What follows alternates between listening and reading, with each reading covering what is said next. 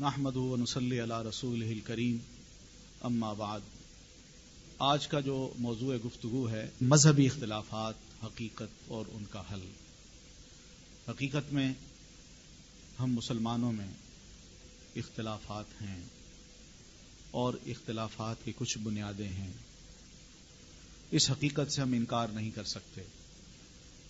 یہ جو اختلافات ہیں اس کے بارے میں اتنی بات ضرور ذہن میں رکھیے گا کہ اللہ اور اس کے رسول کی جو باتیں ہیں ان میں بالکل اختلاف نہیں ہے، یعنی اللہ اور اس کے رسول کی جو باتیں ہیں، یعنی قرآن اور نبی علیہ الصلاۃ والتسلیم کے ارشادات، ان میں تو بالکل اختلاف نہیں۔ لیکن اگر اختلاف ہے تو وہ علماء کے اور جو اہل دین ہیں ان کے اس فہم میں اختلاف ہے جو انہوں نے قرآن مجید کی یا نبی علیہ الصلاۃ والتسلیم کی احادیث کی ٹیکسچول جو اسٹڈی کی ہے اس کے فہم میں اختلاف آیا ہے۔ یعنی یہ اختلاف ممکن ہے، قرآن مجید کی کوئی آیت پڑھتا ہے اور اس آیت کا ایک مفہوم کوئی عالم کچھ سمجھتا ہے اور دوسرا کوئی عالم کچھ سمجھتا ہے، یہ ممکن ہے، لیکن یہ بات قطعاً نہیں ہے کہ قرآن مجید کی ٹیکسٹ میں یا اللہ کے رسول کی ٹیکسٹ میں کوئی ایسی بات ہو جو قرآن سے کنٹراڈکٹ کرتی ہو، یا قرآن کی بات اللہ کے رسول کی بات سے کنٹراڈکٹ کرتی ہو۔ دین ہمارے پاس پیور شکل میں ہے، اس میں بالکل اختلاف نہیں۔ دین میں اگر اختلاف ہوتا تو اس دین کو پھر اللہ تعالیٰ بالکل نہ اتارتا۔ اس لیے دین کے بارے میں تو یہی کہا ہے کہ ان الدین عند اللہ الاسلام۔ اللہ کو اگر دینوں میں کوئی دین پسند ہے تو وہ صرف اسلام پسند ہے، اس کی وجہ یہی ہے کہ اس میں اختلاف نہیں ہے۔ تو آج جو ہمارے اختلافات ہیں اس کی نوعیت یہیں تک ہے کہ میں کچھ سمجھا ہوں ایک آیت کا مفہوم اور ایک اور عالم اس کے مفہوم کو کچھ اور سمجھے ہیں۔ تو یہ وہ چیز ہے جس کو ہم کہہ سکتے ہیں دینی اختلافات۔ تو اس کی حقیقت ہے، حقیقت یعنی اس معنی میں کہ اس کا وجود جہاں کتابوں میں نظر آتا ہے، ہمارے لٹریچر میں ملتا ہے، وہاں ہمارے کلچر میں بھی یہ چیز عام ہے، ہم اس کو عام طور پر دیکھ سکتے ہیں۔ اب سب سے پہلے تو ہم آتے ہیں نا اپنی دینی حالت پہ، یا مسلمانوں کی جو دینی حالت ہے وہ کس قسم کی ہے۔ عام مسلمانوں میں جو دو قسم کے لوگ ہیں، یعنی ایک عوام ہیں، دوسرے خواص ہیں، یعنی عام آدمی بھی ہیں اور اللہ نے جن کو بہت عقل دے رکھی ہے وہ لوگ بھی شامل ہیں، یعنی انٹلیکچوئلز۔ یہ میں ان کو عوام میں اس لیے شامل کر رہا ہوں کہ دینی اعتبار سے یہ ہمارے بہت سے انٹلیکچوئلز جو ہیں ان کو دین کا پتہ نہیں، اور عام آدمی کو بھی دین کا علم نہیں۔ یہ عوام ہیں، اور کچھ خواص ہیں جو مذہبی لوگ ہیں، جن میں علماء بھی آتے ہیں، طلبہ بھی آتے ہیں، اور اس کے علاوہ ہمارے زعماء جو لیڈر حضرات ہیں وہ بھی ہیں۔ تو یہ دو قسم کے جو لوگ ہیں ان کی جو دینی حالت ہے ذرا اس کو ہم دیکھتے ہیں کہ کیا صورت ہے۔ عوام کی جو حالت ہے ان کا اپنا حال یہ ہے کہ ان کو دینی اعتبار سے اس کا بالکل علم نہیں کہ معاش کو ہم نے کس طرح کمانا ہے، اور پھر دینی معاملات ہیں ان سے بھی بالکل لوگ واقف نہیں ہیں، نہ ان کو پتہ ہے کہ اسلامی معاشی نظام کیا ہے، اور دینی معاملات میں بھی بیشتر لوگ ناواقف ہیں۔ اس کا نتیجہ پھر یہی نکلا ہے کہ ہم غیروں کے جو سسٹم ہیں یا ان کی جو آئیڈیالوجیز ہیں ان کے ہم شیدائی ہیں، کیونکہ جب اپنے دین کا علم نہیں ہوگا، اپنے سسٹم کا علم نہیں ہوگا، تو ہم نے دوسروں کے سسٹمز کو ہی لینا ہے اور انہی کی جو آئیڈیالوجیز ہیں ان کو ہی اڈاپٹ کرنا ہے، تو ہمیشہ پھر انہی کے ہی ہم دستے نگر رہتے ہیں۔ تو نتیجہ کیا نکلتا ہے؟ نتیجہ یہی نکلا ہے کہ ہمارا یہ پورا معاشرہ تعلیم اور رزق کے معاملے میں تمیز ہی ختم کر بیٹھا ہے، یعنی نہ اس کو یہ شعور ہے کہ ہم نے اپنے آپ کو، اپنے بچوں کو کیا تعلیم دینی ہے، بیسکس ہماری کیا ہیں، ہمیں ان کو جاننا چاہیے یا نہیں جاننا چاہیے۔ اور پھر دوسری بات یہ کہ رزق یعنی بزنس یا کوئی جابز وغیرہ کرنی ہے، کمانا ہے، تو وہ کیسا کمانا ہے، حلال کیا ہے، حرام کیا ہے، اس کی ساری تمیز اب ختم ہو گئی ہے۔ اور ہم یہی دیکھتے ہیں کہ ہمارا مزاج اب یہ بن گیا ہے کہ جیسا بھی ہے اس کو قبول کر لو، پڑھانا ہے بچوں کو پڑھوا لو، اور اسی طرح اگر کوئی رزق کمانا ہے جس انداز سے بھی آتا ہے اس کو کما لو، بس یہ ایک مزاج ہے۔ اور دوسری طرف جو دین کی بیسکس ہیں، توحید کیا ہے، شرک کیا ہے، ہمیں کوئی تمیز نہیں، کوئی پتہ نہیں۔ پھر اسی طرح یہ بھی پتہ چلتا ہے کہ اکثر و بیشتر جب دین سے ناواقفیت ہوتی ہے، ہمیں یہ بھی پتہ نہیں کہ اللہ کے رسول صلی اللہ علیہ وسلم کی سنت کیا ہے، آپ صلی اللہ علیہ وسلم نے کن کن چیزوں کی تعلیم ہمیں دی اور کن چیزوں سے روکا، ہمیں اس کا بھی علم نہیں، اور پھر نتیجہ یہی نکلا ہے کہ ہمیں کوئی پہچان نہیں کہ شرک کیا ہے، بدعت کیا ہے۔ قرآن سے ہمارا جو تعلق ہے وہ اس حد تک ہے کہ ہم زیادہ سے زیادہ قرآن مجید کی تلاوت کو یا چند ایک صورتوں کو تلاوت کرنا جانتے ہیں، لیکن جہاں تک میجورٹی کی بات ہے ہمارے اپنے سوسائٹی کے بہت سے مسلمان، وہ قرآن سے لا تعلق ہے، قرآن سمجھنا تو درکنار، پڑھنا ہی نہیں جانتے۔ اور دوسری طرف نبی علیہ الصلوۃ والتسلیم کی جو سیرت ہے اس سے بھی ہماری اکثریت ناواقف ہے۔ ہمارے پاکستان کی جو دینی حالت ہے، سروے یہ ہوا ہے کہ ہمارے ملک کے 98% لوگ قرآن کو پڑھنے نہیں جانتے، صرف قرآن کی تلاوت کرنا نہیں جانتے۔ پھر اسی طرح جہاں تک اور بات ہے کہ جو ہمارے فیلڈ میں لوگ دین کا کام کر رہے ہیں، ان کی جو اپنی پوزیشن ہے وہ یہ ہے کہ قرآن مجید کا ترجمہ اکثریت کو نہیں آتا، اکثریت کو، یہ صورتحال ہے ہماری۔ پھر پبلک میں جو شعور ہم نے چھوڑا، بچوں میں، جوان بچوں میں، بچیوں میں، اور اسی طرح عام نوجوانوں میں، ان میں جو ہم نے چیزیں عام کی وہ یہ کیا کہ ان کو یہ پتہ نہیں کہ ہمارا اصل ہیرو کون ہے، ہمارا اصل قائد کون ہے۔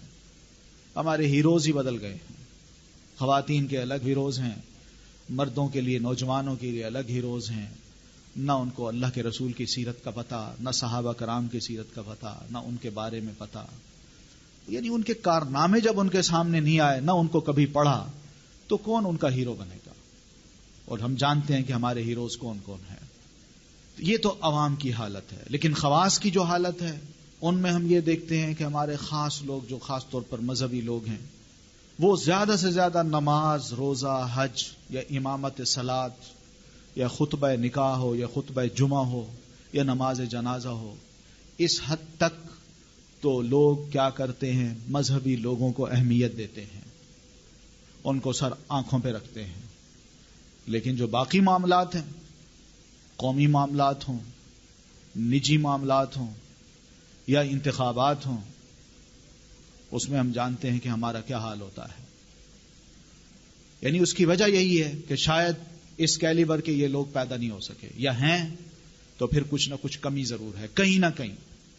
کیا وجہ ہے کہ دوسرا آدمی جو کہ دین کو نہیں جانتا لیکن دنیا جانتا ہے، وہ اپنا سٹیٹس تو دنیا میں بنا لیتا ہے، لیکن جو ایک دیندار آدمی ہے جو دینی تعلیمات سے آراستہ ہے، وہ اپنے سٹیٹس کو دنیا میں نہیں بنا سکتا، نہ کوئی اہم منصب لے سکتا ہے، نہ کوئی اہم ایشو پہ اس سے کوئی رائے لی جاتی ہے، اور نہ ہی اس کی رائے کوئی وقت رکھتی ہے۔ یعنی یہ چیزیں ہم دیکھ رہے ہیں، ہمارے جو حالات ہیں ان حالات میں خواص جو لوگ ہیں ان کا مقام اور مرتبہ کیا ہے۔ پھر جہاں مدارس کی بات ہے، ہم یہ دیکھتے ہیں کہ 55 سال سے ہمارے ملک میں مدرسے ہیں، کام کر رہے ہیں۔ 55 سال کے بعد جو اس وقت ہمارے پاس رزلٹ ہے وہ ہمارے سامنے ہے۔ یعنی یہ عام سی بات ہے، عام سی، جو کہ نظر آ رہی ہے۔ وہ اٹریکشن ہم پیدا نہیں کر سکے کہ جس میں ایک پڑھا لکھا نوجوان جاتا، اس کو محسوس ہوتا کہ یہ بھی واقعی ایک جگہ ہے جہاں مجھے آنا چاہیے۔ پھر جہاں تک دینی کورسز کی بات ہے، دینی مدارس میں جو کورسز پڑھائے جاتے ہیں، ان کورسز میں بھی جو بنیادی بات ہے وہ یہی ہے کہ اپنے اپنے مسلک کے جو کورسز ہیں وہ پڑھائے جاتے ہیں۔ قرآن و حدیث سے جو تعلق ہے وہ بالکل ہی اس طرح لگتا ہے، یعنی میں اپنی بات کرتا ہوں کہ میں نے دینی مدرسے میں 8 سال کا کورس کیا، 8 سال میں صرف ایک سپارہ قرآن مجید کا ترجمے کے ساتھ میں نے پڑھا ہے، اور وہ ترجمہ بھی زیادہ تر اس موضوع پہ ہوتا تھا کہ اس لفظ پہ زبر کیوں آئی ہے، یہ زیر کیوں آئی ہے، یہ سوال یہاں اٹھ سکتا ہے، اس کا جواب یہ ہے، گرامیٹیکلی اس کا جواب یہ ہے، اور اسی طرح فقہی اعتبار سے اس کا جواب یہ ہے۔ بس زیادہ سے زیادہ اس حد تک 8 سال میں صرف ایک پارہ پڑھایا جاتا ہے، اور باقی ان کے بارے میں یہ سمجھ لیا جاتا ہے کہ یہ 29 پارے اب خود بخود سمجھ لے گا اور آگے جا کے یہ دین کی تبلیغ کرے گا۔ حدیث کی جہاں تک بات ہے، اللہ کے رسول صلی اللہ علیہ وسلم کی، وہ ہم دیکھتے ہیں کہ ہمارے ہاں پوری کتابیں جو ہیں 7 سال تک تو اور پڑھائی جاتی ہیں، لیکن جب 8واں سال آخری آتا ہے تو 6-7 کتابیں، ضخیم کتابیں، یعنی اچھی خاصی، جس کے آپ بلا مبالغہ سمجھیے کم از کم 1,000 صفحات ہوں گے، اور بڑے سائز کی کتابیں، ہر کتاب کے 2 والیوم، یہ پوری کتابیں 1 سال کے اندر دورہ حدیث کے نام سے پڑھا دی جاتی ہیں۔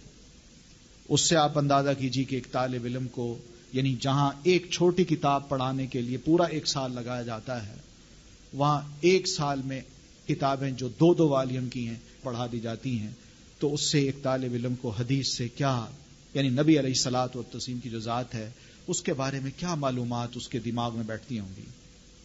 پھر دوسرا یہ ہے کہ ہمارا عام معاشرہ مسالک ہیں، اور یہاں مسالک کی ٹھیک ٹھاک جنگ ہے، ہم اس کا بھی شکار ہیں، اور ان مسالک کی جنگ میں جو رزلٹ نکلا ہے وہ یہ نکلا ہے کہ میں اگر ایک مسلک کا ہوں تو دوسرا فائدہ مجھے یہ ضرور ہوا، یا نتیجہ میں نے یہ ضرور دکھایا کہ میں اپنے مسلک کا جو امام ہے، فقیہ ہے، میں اس کی تو قدر و منزلت کرنا جانتا ہوں، اس کے علم سے تو میں آگاہ ہوتا ہوں، لیکن جو دوسرے ہیں ان کی کوئی قدر و منزلت میرے ہاں نہیں ہے، میں اس کے علم سے بھی فائدہ اٹھانا پسند نہیں کرتا۔ یہ عام چیزیں ہمارے ہاں نظر آ رہی ہیں۔ دینی حالت یہ بھی ہے کہ ہمارے جو بزرگ پہلے گزر چکے ہیں ان کے کچھ تجربات ہیں، یا ان کے کچھ اپنے عمل ہیں جن کا انہیں فائدہ ہوا، ان تجربات اور اعمال کو آگے پروموٹ کیا جا رہا ہے، اور لوگوں کو کہا جاتا ہے کہ یہ کرو، اس کا یہ فائدہ ہوگا، بجائے اس کے کہ نبی علیہ الصلاۃ والتسلیم کی باتیں عام ہوں۔ یہ چیزیں عام نظر آتی ہیں۔ پھر ہمارے معاشرے میں کچھ قرآن کے خادمین ظاہر ہوئے ہیں، نئے لوگ، ان میں بلا مبالغہ کچھ تو ایسے ہیں جو الہاد پرست ہیں، جو قرآن کو ڈسٹارٹ کر کے لوگوں کے سامنے پیش کر رہے ہیں، اس کے معنی اور مفہوم کو، اور کچھ ایسے ہیں جو متجدد ہیں، یعنی وہ یہ چاہتے ہیں کہ پرانے اور نئے کو ملا کے ایک درمیان میں کوئی راہ ایسی نکال لی جائے کہ جس میں یعنی نئی تھاٹس آئیں، نئی افکار آئیں، ان کو نئے حالات کی روشنی میں ہم پیش کریں، اور اس سلسلے میں ہمیں اگر قرآن کی کوئی ٹیکسٹ کو یا نبی علیہ الصلاۃ والتسلیم کی کسی ٹیکسٹ کو چھوڑنا بھی پڑے تو ہم چھوڑنے کے لیے تیار ہیں۔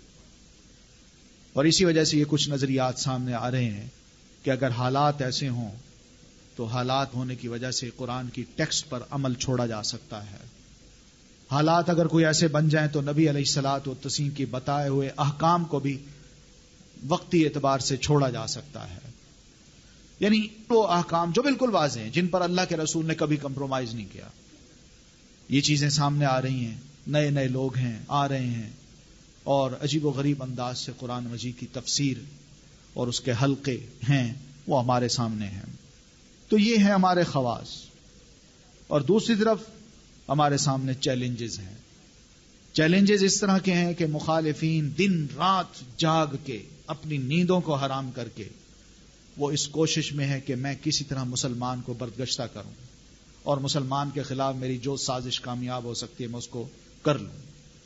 وہ ملتے ہیں، بیٹھتے ہیں، پلاننگ کرتے ہیں، اور اس کے مطابق وہ عمل کرتے ہیں، لیکن اس کے برعکس ہمارا جو حال ہے، ہم نے سارا معاملہ اللہ پہ چھوڑا ہوا ہے کہ اللہ ہم کلمہ گو ہیں، تیرا دین ہے، اس کو عمل کرنے کے لیے ہم تھوڑے بہت تیار ہیں، باقی سنبھالنا تیرا کام ہے، ہم کچھ نہیں کر سکتے۔ مسلمان قرآن رسول کے خلاف جو پروپیگنڈا ہے منفی طور پر، وہ اتنا اب عام ہو رہا ہے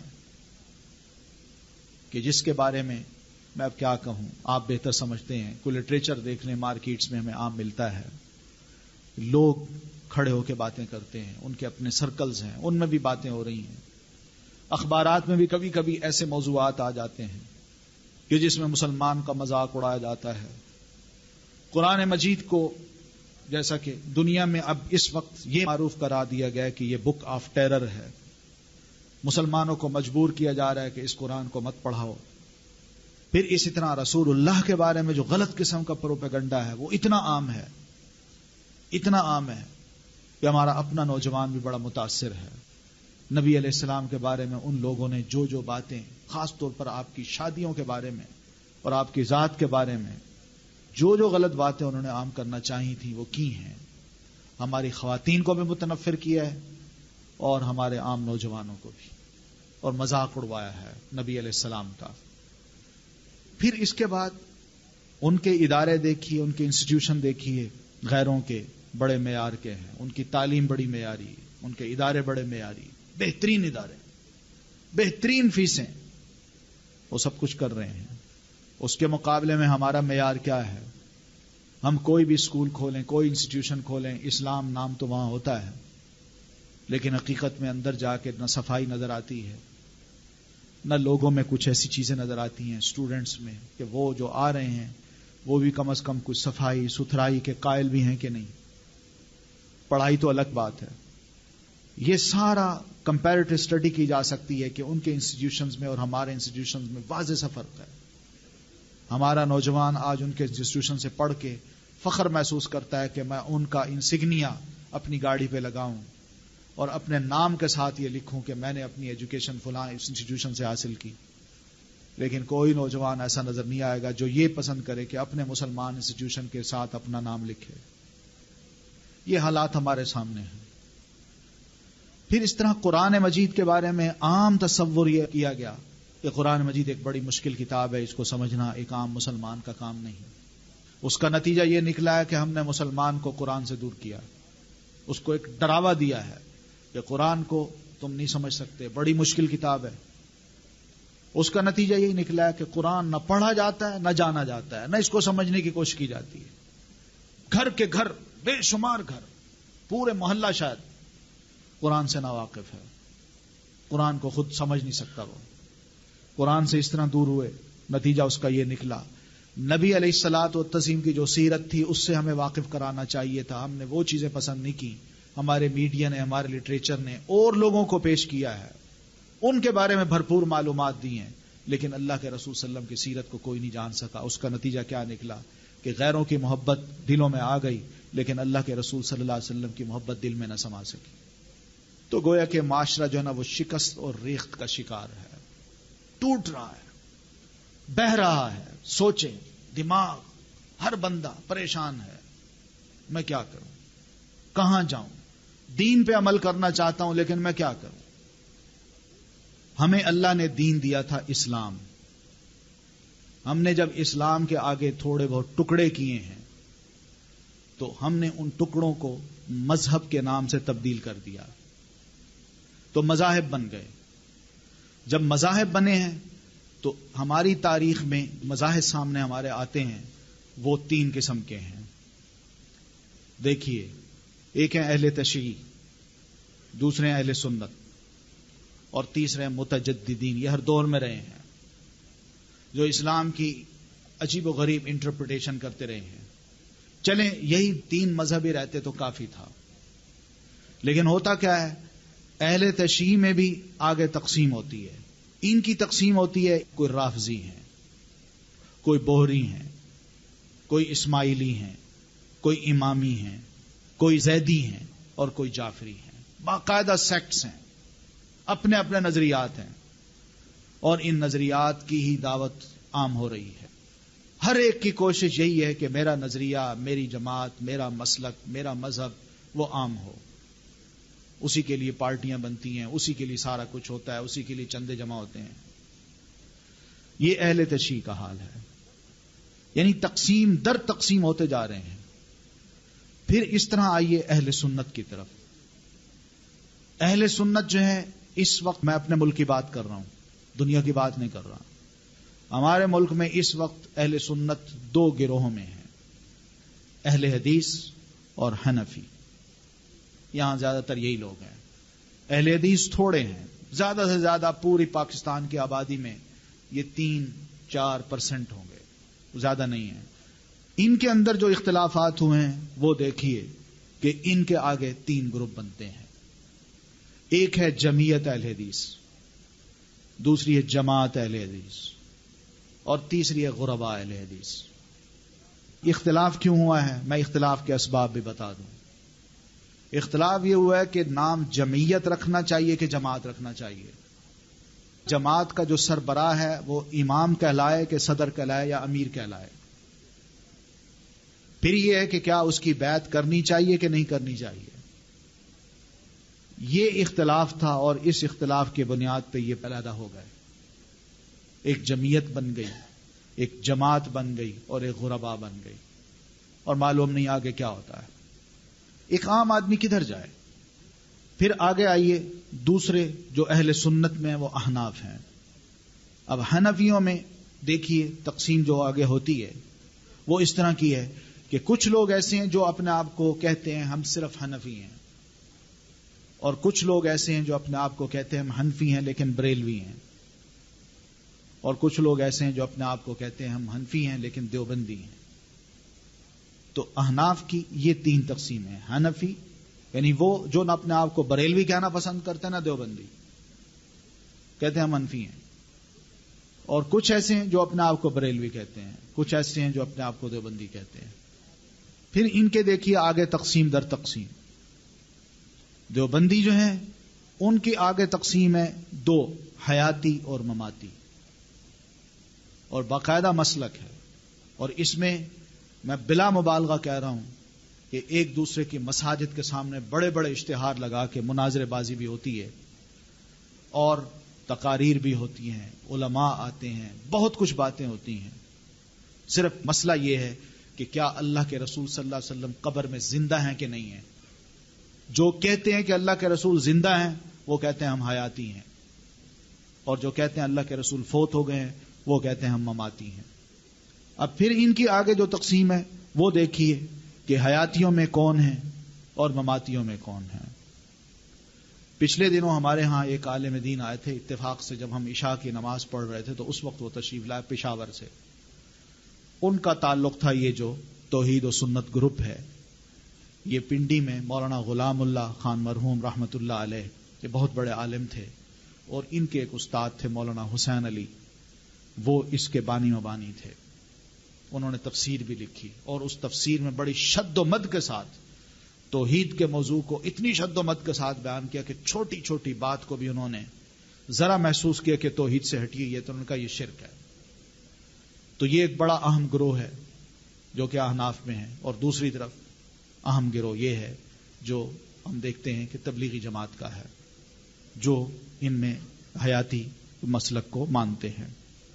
پھر بریلویوں کو دیکھیے، اس میں چشتی ہیں، کوئی قادری ہیں، کوئی نقشبندی ہیں، کوئی سہروردی ہیں۔ اب دعوت اسلامی نام کی ایک تنظیم ہے، وہ بھی آ گئی ہے سامنے۔ پھر ادھر احناف جو اپنے آپ کو کہتے ہیں، اب ان میں یہ اپنے آپ کو دیوبندی نہیں کہتے، بریلوی نہیں کہتے، لیکن یہ ضرور کہتے ہیں کہ ہم احناف ہیں، حنفیوں میں ہیں، اور ان میں تنظیم اسلامی ہے، جماعت اسلامی، مولانا فراہی صاحب ہیں یا مولانا امین حسن اصلاحی ہیں، ان کی جماعت ہے۔ پھر یہ جب آگے بڑھتی ہیں تو ان کے آگے دو گروپ اور بنتے ہیں، ایک جماعت سے تحریک اسلامی نکلتی ہے، اور دوسری جماعت سے غامدی صاحب ہیں، ایک ان کا گروپ ہے۔ یہ ہے دینی مذہبی صورتحال اس ملک کی جس میں ہم جیتے ہیں۔ پھر اسی طرح متجددین کا ایک گروپ ہے، اہل تشیع اور اہل سنت کے مقابل میں۔ یہ جو متجددین ہیں ان میں کچھ تو ہیں بالکل ملحدانہ خیالات کے، جو قرآن مجید کو یا دین کو اپنی مرضی کے مطابق ڈھالنا چاہتے ہیں، اور جو جدید نظریات ہیں ان کو لے کے اسلام کی جو نظریات ہیں ان پر ان کی چادر اوڑھنا چاہتے ہیں۔ پھر کچھ ہیں جو منکرین حدیث ہیں، جو حدیث کا ٹوٹلی انکار کرتے ہیں، کہتے ہیں اس کی ضرورت نہیں ہے، ہمیں صرف قرآن کی ضرورت ہے، اور پھر قرآن کی انٹرپریٹیشن وہ اپنی طرف سے کرتے ہیں۔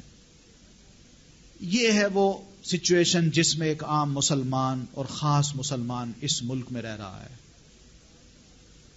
اگر اس چارٹ کو آپ دیکھیں تو میں آپ سے ایک سوال کرتا ہوں کہ کیا آپ نشان لگا سکتے ہیں کہ آپ کا کس گروہ سے تعلق ہے؟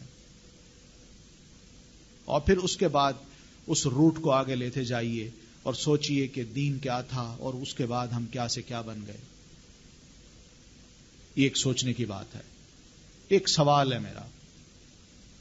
یہ جو اختلافات ہیں، ان اختلافات کی بنیاد پہ یہ سارا جو کچھ ہو رہا ہے ہمارے ملک میں، جو اس کی ساری یہ تصویر ہے، بتائیے کہ ایک عام آدمی ایسے حالات میں وہ کیا کرے، کہاں جائے،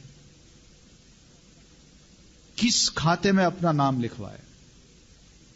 ایک عام آدمی ضرور یہ سوال کرتا ہے کہ ان تمام کے ہوتے ہوئے حق پہ کون ہے، اور جو خیال اس کے دماغ میں بٹھایا جاتا ہے وہ کہتا ہے صرف یہ حق پہ ہے، باقی سب الٹے ہیں۔ وہ یہ سمجھتا ہے، اس کے دماغ میں یہی بات ہے.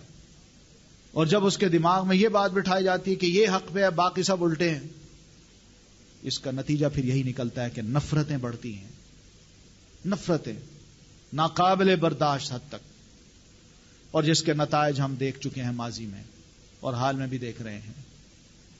یعنی کیا مسلمان صرف اسی شغل میں رہ گئے ہیں کہ وہ تقسیم در تقسیم ہوتے جائیں، اپنے آپ کو تقسیم ہی کرتے جائیں، کہیں رک نہ سکیں؟ کم از کم سوچے تو صحیح، ہم تھے کیا اور ہم کہاں چلے گئے؟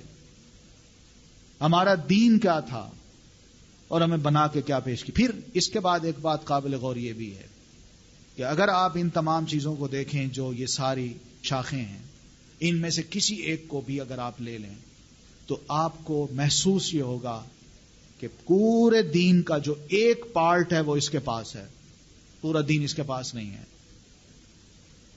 کیونکہ کوئی یہ دعویٰ نہیں کر سکتا کہ پورا دین ایک کے پاس ہے باقی کسی کے پاس نہیں ہے. تھوڑی سی خصوصیات ایک کے پاس ہیں اور دوسرے کے پاس نہیں ہے، اور تھوڑی سی خصوصیات دوسرے کے پاس ہیں تیسرے کے پاس نہیں ہے. تھوڑی تھوڑی چیزیں لے کے انہی پر ہم اڑ گئے اور انہی پہ ہم تقسیم در تقسیم ہوتے گئے. ہم نے دین کو کیا بنا کے پیش کر دیا ہے؟ کیا لوگ کہیں گے؟ غیر مسلم کیا کہیں گے؟ سوال یہ بھی ہے کہ یہ ساری جو تقسیم ہے کیا یہ واقعی اللہ کے رسول کے دور کی ہے یا بعد کی ہے؟ یہ بھی ایک سوال ہے. کیا رسول اللہ نے ہمیں دین اس لیے دیا تھا کہ ہم اس کے ٹکڑے ٹکڑے کر دیں، ہم بٹ جائیں؟ کچھ تو سوچنا چاہیے. ہمارے جو دینی اختلافات ہیں کیا اس کی یہ حقیقت نہیں کہ یہ سب نام، یہ سارے گروہ، یہ ساری گروپ بندیاں یا جماعتیں یا مسلک یہ بات کی پیداوار نہیں ہے؟ کیا اس کی یہ حقیقت نہیں؟ یا اس حقیقت کو دوسری طرف سمجھیے، یہی اہل تشیع ہیں، یہ اگر بالفرض حضرت علی رضی اللہ تعالی عنہ کو مانتے ہیں کہ حضرت علی رضی اللہ تعالی عنہ ہی تمام صحابہ کرام میں افضل تھے، نبی علیہ السلام کے قریب ترین تھے، چلیں اس حد تک گوارا ہم بھی کر سکتے ہیں. لیکن یہ کہنا کہ علی رضی اللہ تعالی عنہ جو انٹرپریٹیشن کریں گے دین کی ہم صرف اسی کو مانیں گے اور باقی جو کریں گے ہم ان کو نہیں مانیں گے، کیا یہ دوسرے مسلمانوں سے جدائی نہیں ہے؟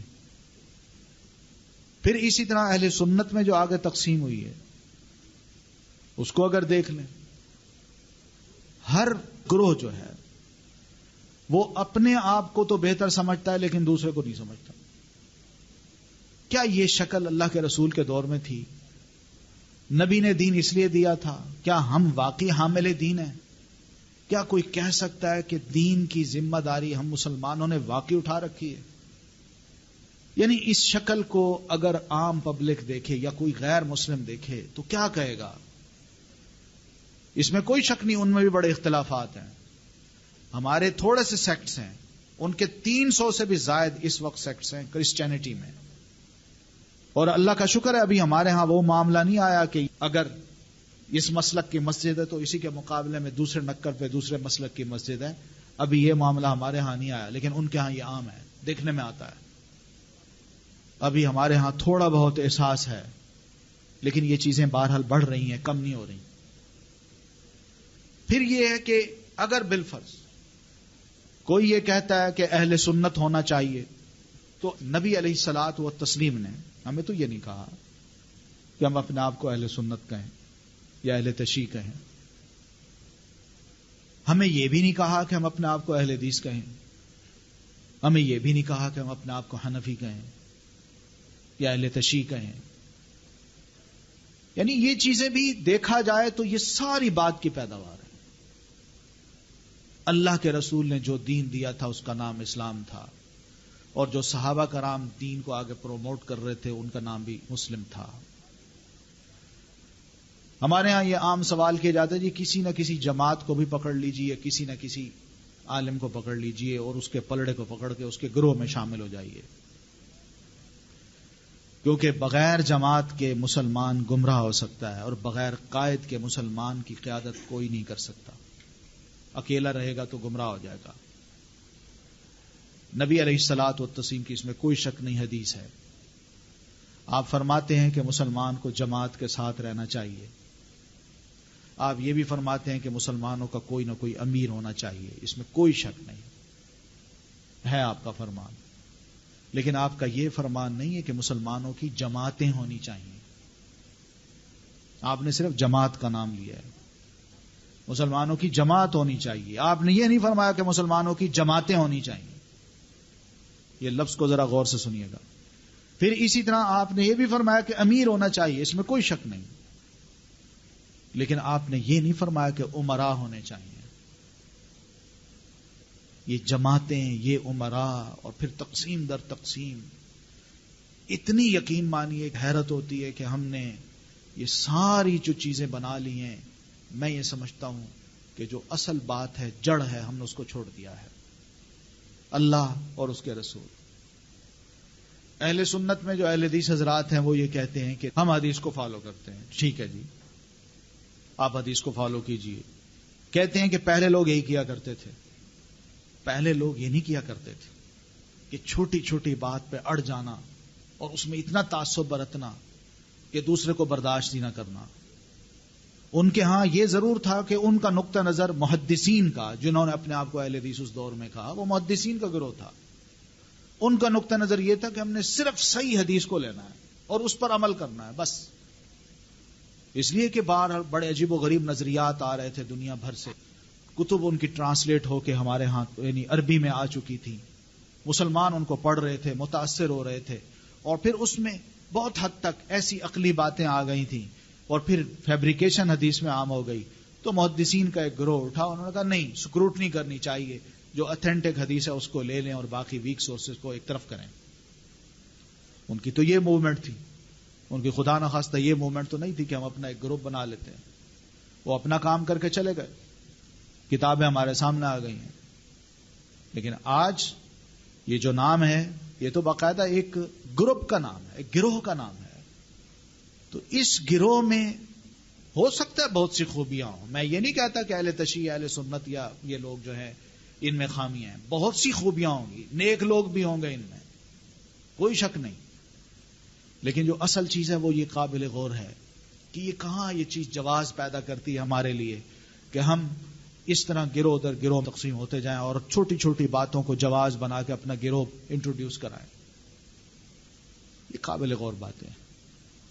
حنفی ہیں، یہ ظاہر ہے یہ نسبت ہے امام ابو حنیفہ رحمۃ اللہ علیہ کی طرف. امام ابو حنیفہ رحمۃ اللہ علیہ سن 80 ہجری میں پیدا ہوئے اور 150 ہجری میں ان کا انتقال ہوتا ہے.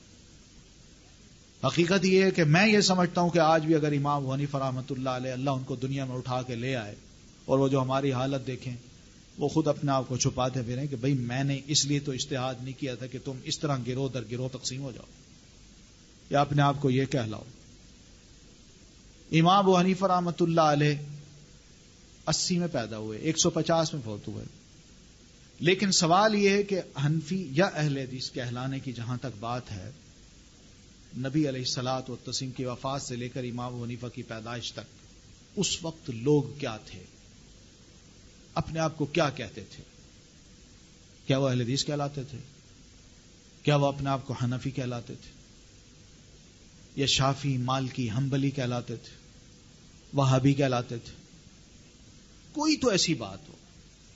اور وہ دور ایسا ہے جس کے بارے میں اللہ کے رسول فرماتے ہیں خیر القرون قرنی ثم الذین یلونہم ثم الذین یلونہم، بہترین دور میرا دور ہے، پھر میرے بعد ان لوگوں کا جو ان کو ملیں گے، یعنی ان کے بعد کی نسل کے، پھر ان کے بعد ان کا جو ان کی بعد کی نسل کے، یعنی تبع تابعین تک. یہ تینوں ادوار پڑھ لیجئے، اس میں آپ کو یہ تقسیم بالکل نظر نہیں آئے گی. نہ اہل تشیع ہوں گے، نہ اہل سنت ہوں گے. میجورٹی مسلمانوں کی اپنے آپ کو مسلمان کہلاتی تھی. اس دور میں صرف اتنا ضرور آیا ہے کہ 2 گروہ حضرت عثمان کی شہادت کے موقع پر انٹروڈیوس ہوئے ہیں. ایک نے کہا ہم شیعان علی ہیں، دوسرے نے کہا ہم شیعان معاویہ ہیں. اس حد تک تو ہوا ہے. لیکن اس کے بعد یہ گروہ در گروہ کی جو بات ہے یہ قابل غور ہے. اس میں 2-3 باتیں جو بیک گراؤنڈ میں پتہ چلتی ہیں وہ یہی ہیں کہ سلیکشن ہے، سلیکشن. یعنی دین میں چند مسائل کی سلیکشن ہے اور اس کی بنیاد پہ یہ سب کچھ ہو رہا ہے تقسیم. ایک بات. دوسری بات جو بڑی اہم نظر آتی ہے وہ ہے ایگزیگریشن، مبالغہ آرائی. ہمارے ہاں مبالغہ آرائی بڑی ہوئی ہے. ہم نے مبالغے میں آ کے اپنے آپ کو درست سمجھا، دوسرے کو غلط کہا. یہ نتائج ہیں جو ہم دیکھ رہے ہیں. اگر ان کو دیکھیں محدثین کو، میں آپ کو چھوٹی سی بات کرتا ہوں. امام بخاری ہو، امام مسلم ہو، یہ محدثین کے بڑے سرخیل ہیں، بڑے لوگ ہیں. ان کے ہاں یہ وسعت دیکھنے میں آتی ہے کہ انہوں نے زندیقوں کو، زندیق سے مراد یہ ملحد قسم کے لوگ، ان کو چھوڑ کے، ان کے علاوہ ان کو اگر کہیں سے حدیث ملی ہے تو انہوں نے اس کی قبول کر لی ہے. اپنی کنڈیشنز کو دیکھتے ہوئے کہ یہ فلفل کرتا ہے، اس کی حدیث قبول کر لی ہے. زندیقوں کی قبول نہیں کی. یہ توسع تھا.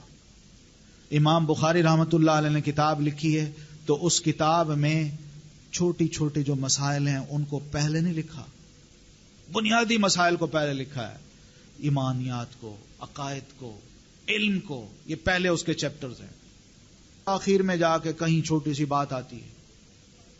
اور پھر دوسری بات یہ کہ اس سلسلے میں یہ بات بھی ذہن میں رکھنی چاہیے کہ امام بخاری رحمۃ اللہ علیہ خدا نہ خواستہ کوئی نبی نہیں تھے، عالم تھے، انسان تھے.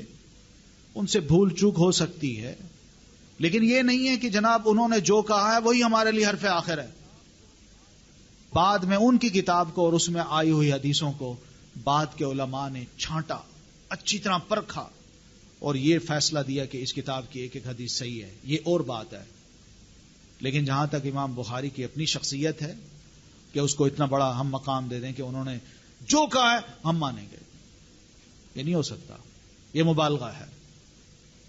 اس مبالغہ آرائی سے بچنا ہے. یہی بات امام مسلم رحمۃ اللہ علیہ کی ہے کہ امام مسلم رحمۃ اللہ علیہ کو بھی یہی مقام ہم نے دینا ہے. ایک اصول جو ہے، اس اصول کے تحت حدیث اگر انہوں نے لکھی تو قابل قبول ہوگی، ورنہ قابل قبول نہیں ہوگی. امام بخاری رحمۃ اللہ علیہ کے کچھ مسائل ایسے ہیں جن کو محدثین اور فقہا نے قبول نہیں کیا. ان کا اپنا نقطہ نظر ہے. وہ حدیث کو لے آتے ہیں، حدیث سے کچھ شاید ڈیڈیوس کرتے ہیں اور اس کو سب چیپٹر دے کے نا وہ ہیڈنگ باندھتے ہیں. وہ ہیڈنگ ان کا اپنا ایک نقطہ نظر ہوتا ہے. اس نقطہ نظر کو اکثر محدثین اور فقہا نے قبول نہیں کیا. یہ مزاج ہے ان کا. پھر یہ مزاج بھی امام بخاری رحمۃ اللہ علیہ کا کہ وہ چند مسائل میں اگر امام احمد ابن حنبل رحمۃ اللہ علیہ سے ایگری کرتے ہیں تو چند مسائل میں امام شافعی سے اختلاف بھی کرتے ہیں. چند مسائل میں اگر امام شافعی سے ایگری کرتے ہیں تو چند مسائل میں امام حنیفہ رحمۃ اللہ علیہ سے اختلاف بھی کرتے ہیں. اور چند مسائل میں اگر امام حنیفہ رحمۃ اللہ علیہ سے ایگری کرتے ہیں تو چند مسائل میں ان سے اختلاف بھی کرتے ہیں. یہ ان کا مزاج ہے. ان کی کتاب میں یہی باتیں نظر آتی ہیں. تو ایسا ہونا چاہیے، ٹھیک ہے، یہ وسعت ہے. لیکن اس کا یہ مطلب نہیں کہ ٹوٹلی دوسرے کو ریجیکٹ کر دیا جائے اور اس کے علم سے کوئی فائدہ نہ اٹھایا جائے. یہ کام انہوں نے نہیں کیا. لیکن دوسری طرف وہ یہی نظر آتی ہے بات کہ میں اگر شافعی ہوں تو میں نے امام شافعی رحمۃ اللہ علیہ کی ہر بات کو آنکھ بند کے قبول کیا، اور اس کا نتیجہ یہ نکلا کہ امام حنیفہ رحمۃ اللہ علیہ کا جو علم ہے میں نے اس کو نہ پڑھنا چاہا، نہ اس سے آگاہ ہونا چاہا، نہ میں نے اس سے مستفید ہونا چاہا. اسی طرح امام احمد کا جو علم ہے میں نے اس سے بھی کوئی فائدہ نہیں اٹھایا. امام مالک کا علم ہے اس سے بھی میں نے کوئی فائدہ نہیں اٹھایا. میں محدود ہو گیا، اس لیے کہ میں نے صرف ایک امام شافعی رحمۃ اللہ علیہ کو حرف آخر سمجھا. اس کا یہ نقصان ہوا. اور یہ حقیقت ہے کہ ان چاروں ائمہ کے یا دیگر ائمہ جتنے بھی ہیں، سب ائمہ کے جب تک علم سے ہم فائدہ نہیں اٹھائیں گے دین کی ہم کوئی خدمت نہیں کر سکتے. یہ حقیقت ہے. میں محدود ہو جاؤں گا اور بے شمار ایسے مسائل ہوں گے جن کا میرے پاس کوئی حل ہی نہیں اگر میں اپنے آپ کو محدود کرتا ہوں. بہت سے مسائل ہیں جن کے بارے میں امام شافعی رحمۃ اللہ علیہ نے کوئی رائے نہیں دی. بہت سے مسائل ہیں جن کے بارے میں امام مالک رحمۃ اللہ علیہ کی کوئی رائے نہیں، امام بخاری کی کوئی رائے نہیں، امام ابو حنیفہ رحمۃ اللہ علیہ کی کوئی رائے نہیں. بہت سے ایسے مسائل ہیں. میں تو محدود ہو جاؤں گا. تو اس محدود پن سے جب تک میں نہ نکلوں، اپنے آپ کو اوپن نہ کروں اور ذرا وسعت نہ دوں، اور ان تمام علماء سے جب تک میں فائدہ نہ اٹھاؤں، یقین مانیے میں دین کو نہ صحیح طور پر سمجھ سکتا ہوں، نہ دین کو صحیح طور پر جان سکتا ہوں، نہ اس کو صحیح طور پر اپنے معاشرے میں امپلیمنٹ کر سکتا ہوں۔ یہ خواب ہے ہمارے کہ ہم اس ملک میں دین کا انقلاب لائیں گے، یہ نہیں ہو سکتا۔ دیکھا ہے 55 سال میں جو رزلٹ ملا ہے، کیا ہوتا ہے۔ اور پھر جو تعصبات ہیں ان چیزوں نے جو ہمارے اندر پیدا کیے ہیں، جیسے میں عرض کر چکا ہوں، سلیکشن ہے یا پھر مبالغہ آرائی ہے۔ ان تعصبات کی ایک چھوٹی سی مثال دیکھ لیجیے۔ آج سے کچھ عرصہ پہلے ہمارے ہاں، ہمارے اس ملک میں ایک عام نعرہ تھا، کیا؟ کافر کافر شیعہ کافر، یہ عام نعرہ تھا جس کو آج تک بڑی شد و مد سے لیا جاتا ہے۔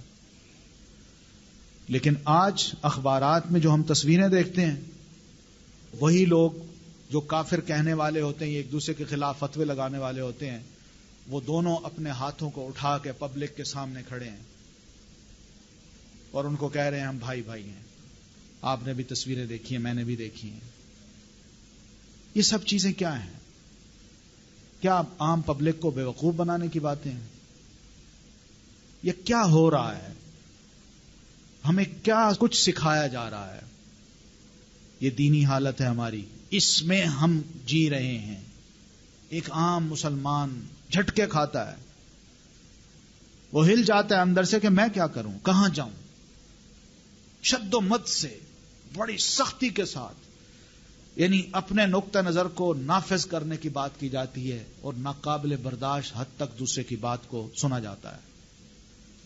ہمارے ہاں یہ صورتحال ہے، وہ جو وسعت ہے، ٹالرنس ہے، نہ ہونے کے برابر ہے۔ امام شافعی رحمت اللہ علیہ، ان کے نقطہ نظر میں یہ ہے کہ وتر کی جو نماز ہے یا صبح کی جو نماز ہے، فجر کی نماز، تو فجر کی نماز کی دوسری رکعت کے رکوع کے بعد دعائے قنوت مانگنا وہ مسنون سمجھتے ہیں، ان کا نقطہ نظر ہے۔ ایک بار وہ گئے بغداد میں، امام ابو حنیفہ رحمۃ اللہ علیہ کی مسجد میں نماز پڑھی انہوں نے، فجر کی نماز۔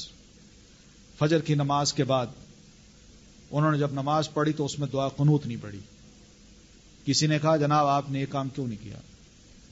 کہنے لگے کہ مجھے شرم آتی ہے اس قبر والے سے کہ میں یہاں مسجد میں آیا ہوں، یہ کیا کہیں گے لوگ۔ اتنا اسٹرکٹ ہے، یعنی دعائے قنوت پہ ٹھیک ہے، ایک نقطہ نظر ہے، میرا ہے، لیکن اس کا یہ مطلب نہیں ہے کہ دوسرے کا نقطہ نظر غلط ہے۔ اللہ کے رسول نے یہ بھی فرما رکھا ہے کہ جو عشاء کے وتر ہیں تو اس وتر میں دعائے قنوت مانگنی چاہیے، وہ اس نقطہ نظر کو تسلیم کرتے ہیں، لیکن یہ کام نہیں کرتے۔ وہ یہ بھی کہتے ہیں کہ یہ ہو سکتا ہے کہ میری بات جو ہے غلط ہو، لیکن میں اس لیے کہہ رہا ہوں کہ میرا جو علم ہے اس علم کی بنیاد پہ کہہ رہا ہوں کہ یہ میری بات درست ہے، لیکن یہ ہو سکتا ہے اور دلیل کوئی آ جائے اور یہ بات میری غلط ہو جائے۔ یہی بات امام ابو حنیفہ رحمۃ اللہ علیہ نے فرمائی، اور یہی بات امام شافعی، امام مالک، امام احمد سب نے کہی۔ وہ تو اپنے آپ کو بری کر گئے ہیں۔ ہم نے کیا کیا ہے؟ ہم کس سچویشن میں رہ رہے ہیں؟ یہ ایک سوال ہے، پریشانی ہے۔ ان حالات میں آپ خود سوچئے کہ ایک ایسا بندہ جو دین سے آگاہ ہونا چاہتا ہے، دین کو فالو کرنا چاہتا ہے، وہ اس مارکیٹ میں جب جائے گا تو وہ کہاں کہاں جائے گا؟ کس سے کیا پوچھتا رہے گا؟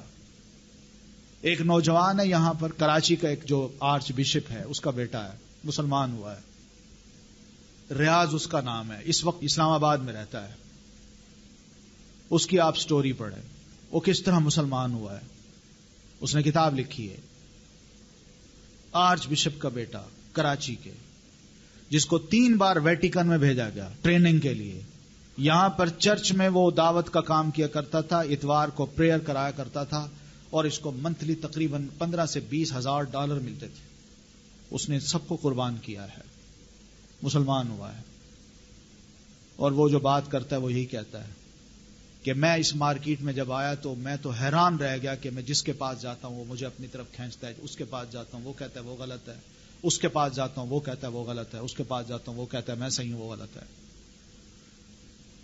کہتے اتنی کنفیوژن تھی کہ میرا دل یہی چاہے کہ بس چھوڑ دوں، اب مزید تحقیق نہ کروں۔ لیکن اللہ تعالیٰ نے، کراچی کا کوئی بندہ تھا، اس سے مجھے ملوایا، دین سے میں آگاہ ہوا، اس کی باتیں دل میں بیٹھی، اس نے اوریجنل سورسز مجھے بتائے، میں نے ان کو پڑھا اور دل نے گواہی دی کہ واقعی، کیونکہ وہ جتنا ضرور جانتا تھا کہ ہمارے دین میں بھی، یعنی ان کے مذہب عیسائی میں بھی بہت سی گروپ بندیاں ہیں، تو یہ ممکن ہے، لیکن اس میں کہیں نہ کہیں سچ مل جائے گا، اس لیے سچ کی تلاش میں وہ گھومتا پھرتا، وہ آخر کہیں اس کو مل گیا۔ یعنی اس مارکیٹ میں جس میں آج کل ہم رہ رہے ہیں، ایک نو مسلم، غیر مسلم اگر مسلمان ہونا چاہتا ہے تو آپ بتائیے وہ کہاں جائے، کس کے پاس جائے؟ اس سچویشن میں کیا بہتر نہیں سمجھے گا کہ میں غیر مسلم ہی درست صحیح، میں مسلمان نہیں بننا چاہتا، یہ مسلمان اپنے اسلام کو اپنے پاس رکھیں؟ تو یہ ساری جو شکست و ریخت ہے، ہم ٹوٹ رہے ہیں، ہم بکھر رہے ہیں، یہ ایک شکل ہے ہمارے اس معاشرے کی، دینی معاشرے کی جس میں ہم رہ رہے ہیں۔ ایک عام آدمی بڑا پریشان ہے کہ مجھے کیا کرنا چاہیے۔